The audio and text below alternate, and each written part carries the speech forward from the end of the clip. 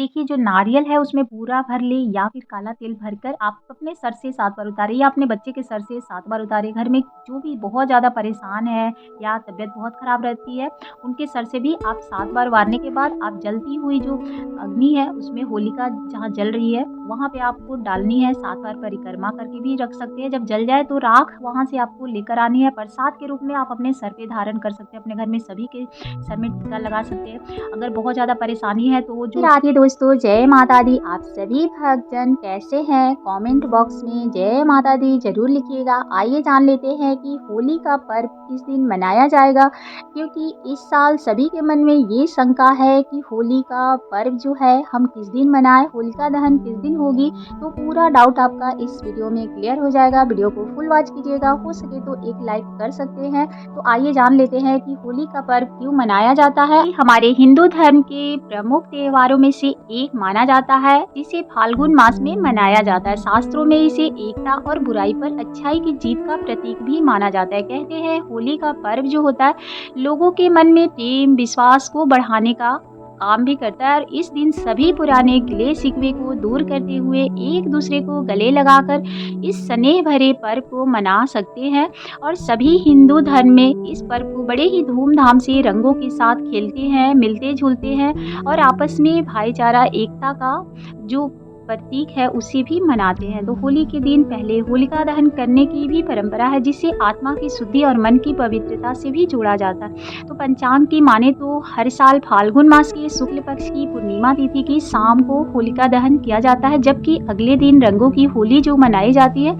इस बार होली की जो तिथि है उस सभी के मन में शंका है कि किस दिन पड़ेगी। तो आइए जान लेते हैं कि होली की जो शुभ मुहूर्त है होलिका दहन की, उसके बारे में बात करते हैं। तो सबसे पहले तो देखिए पंचांग के अनुसार इस बार पूर्णिमा तिथि 13 मार्च 2025 को सुबह 10:35 से शुरू हो रही है। इसका समापन 14 मार्च 2025 दोपहर 12:22 पर समाप्त होगी। ऐसे में 13 मार्च को आप होलिका दहन का पर्व मना सकते हैं। इसके अगले दिन यानी 14 मार्च 2025 को रंगों की होली मनाई जाएगी। तो शुभ मुहूर्त शुभ तिथि आप सभी के समझ में आ गई होगी। तो आइए जान लेते हैं कि होलिका दहन के शुभ मुहूर्त क्या है। तो देखिए आप हिंदू धर्म में माने तो होलिका दहन इस साल जो है 13 मार्च रात 11:26 से लेकर 12:30 तक रहेगा। ऐसे में आप इस अवसर को होलिका दहन जानते हैं कि होली का जो पर्व है इसके पीछे कौन सी पौराणिक कथा जुड़ी हुई है, जिससे हम होली का जो पर्व है बड़े ही धूमधाम से मनाते हैं और माना भी जाता है कि बुराई पे अच्छाई की जीत का प्रतीक है। तो इसके पीछे भी एक कथा है जो सब लोग जानते होंगे, नहीं जानते हैं वो इस वीडियो के माध्यम से जान सकते हैं।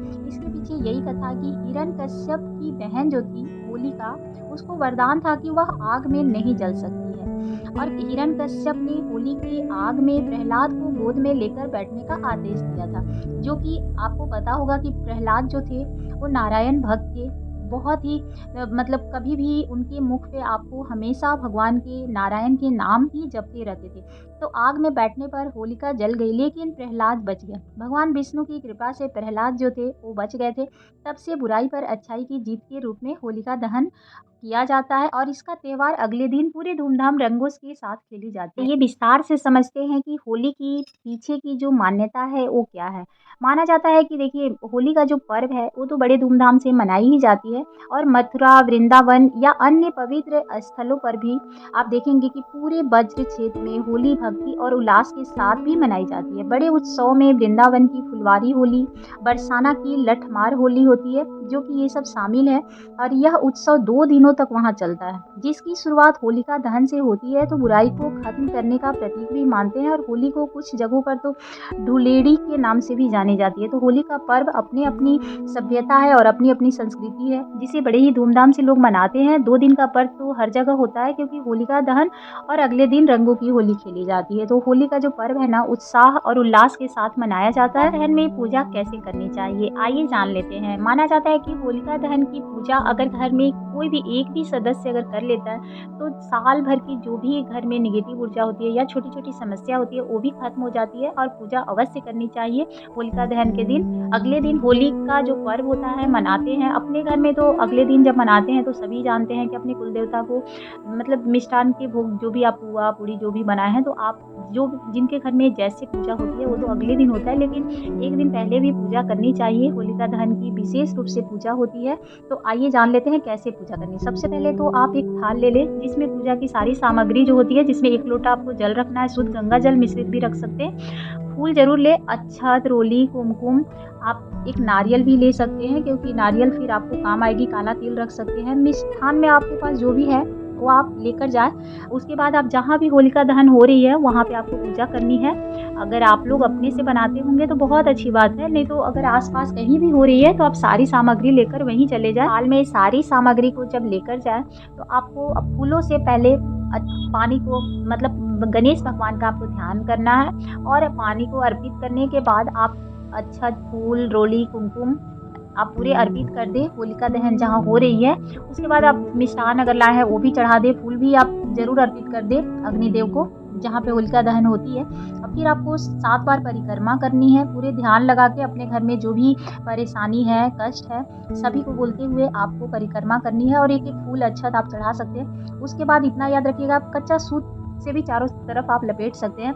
गाय के जो कंडे होते हैं मतलब गोबर जिससे गोइठा बनती है, वो उसका माला भी बहुत लोग चढ़ाते हैं, आप चढ़ा सकते हैं अगर आपके घर में होता हो तो, वो ज़रूर चढ़ाई जाती है, नहीं तो फिर लकड़ी जो होती है वो भी आप चढ़ा सकते हैं। और इसमें इतना ध्यान रखिएगा कि फसल का भी ऐसे भी बसंत ऋतु में होली मनाई जाती है, तो फसल के भी या गेहूँ के बाल हो गए या फिर चना के जो झंगरी होती है वो भी चढ़ाई जाती है। नारियल आप लेकर गए हैं तो उसमें याद रखिएगा भूरा जो होता है, चीनी का जो भूरा होता है, वो भरकर आप अपने सर से 7 बार उतारें या आप अपने बच्चों के सर से उतार सकते हैं और उस दिन 7 बार घूम के आप वो भी आप अग्नि को जहाँ जल रही है वहाँ पे आप चढ़ा सकते हैं। तिल अगर शनि का बहुत ज़्यादा प्रकोप होता है तो काला तिल भर के भी 7 बार वार लिए, जिस बच्चे को ज़्यादा तकलीफ है उसके सर से 7 बार वार कर आप वहाँ पे चढ़ा देना है। और जब आग थोड़ी ठंडी हो जाती है, आपकी पूरी तरह पूजा हो जाए, प्रार्थना कर ले, श्री हरि विष्णु का ध्यान ज़रूर कर ले उस समय। और उसके बाद फिर आप जब ठंडा हो जाएगा तो आप देखेंगे कि जो राख जो ठंडी हो जाती है ना होली की अग्नि की, तो आप वहाँ से काला तिल जो आप डाले हैं ना सर से घुमाकर जो नारियल में भर के, उसकी राख जलती हुई मतलब थोड़ी बच जाएगी, आप देखेंगे अगर मतलब दिख रहा हो तो आप जिधर भी डालें तो आप ला सकते हैं और उसका टीका करें। जी अगर बच्चे के ऊपर से उतारे हैं तो उसका भी टीका लगा सकते हैं, अपने आप अपने ऊपर अगर उतारे हैं तो आप टीका रख सकते हैं, प्रसाद के रूप में भी आप थोड़ी-सी उसको धारण कर सकते हैं। इससे घर में जो भी परेशानी है, चाहे आपके ऊपर ही बहुत सारी परेशानी है, वो खत्म हो जाती है, माना जाता है। तो नारियल में भूरा या फिर काला तिल आपके ऊपर जैसी भी परेशानी है, ये ज़रूर खत्म हो जाती है, माना जाता है।